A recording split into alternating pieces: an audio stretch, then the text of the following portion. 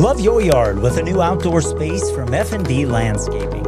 From a new build to a new project in an existing yard, we listen and give you the yard you want within your budget.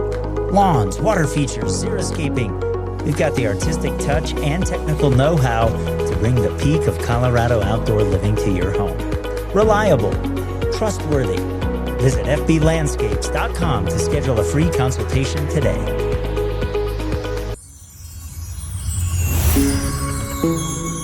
Alrighty, crew, let's jump into the short-term forecast here as we head toward the weekend. Overnight showers and thunderstorms that produced around an inch of rain in some areas have shifted off to the southeast, gradually been decreasing during the early morning. And as we head into the afternoon, we've got one more day of using some of this moisture to produce some storms that are not going to be as strong as the last few days and kind of get us set for a transition to a drier stretch here that we've been talking about all week long as we head into the weekend. That system across the Pacific Northwest actually is going to produce some snow up across the higher terrain of the northern Rockies, believe it or not. Well, we're talking triple digits around here. During the day today, we start to thin the low-level moisture out. But into the early afternoon when storms develop, dew points will still be high enough around the cities that will be an area where some storms are likely to develop. So through the course of the morning, we'll get increasing sunshine, start to build clouds up over the mountains as we move toward noon. And in the early afternoon, some storms develop, a few up across I-70 in the central mountains, but a couple around the cities. And they'll get stronger as they move east today.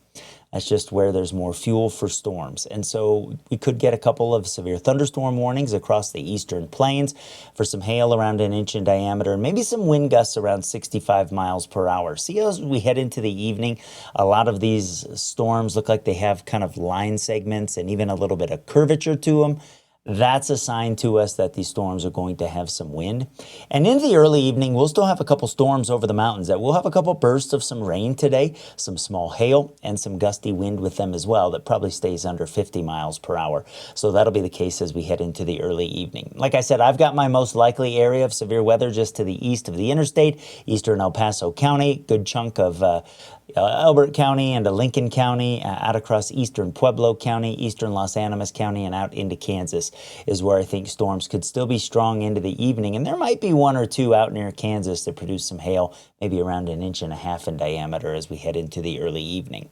We'll keep a couple of storms around through the late evening and then things decreasing into early Saturday morning, with one little more batch of some energy here moving across the area into early Saturday that might keep a few showers going over the mountains and then a couple clouds from the Springs up to Denver to start the day.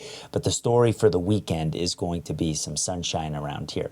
Temperatures rebound today compared to what we had yesterday, so we'll get a few spots around 90 from La Junta toward Canyon City. Trinidad will get close to that as well. Otherwise, lots of 80s east of the mountains with 70s and low 80s over the mountains and valleys.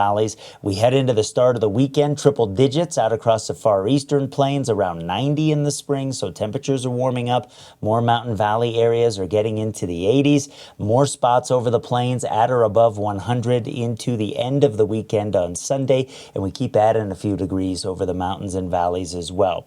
The story over the weekend is fire danger. We've got it off to the west with red flag warnings across Utah today, where there are some large fires burning, and those fires are going to have challenging weather for the next few days.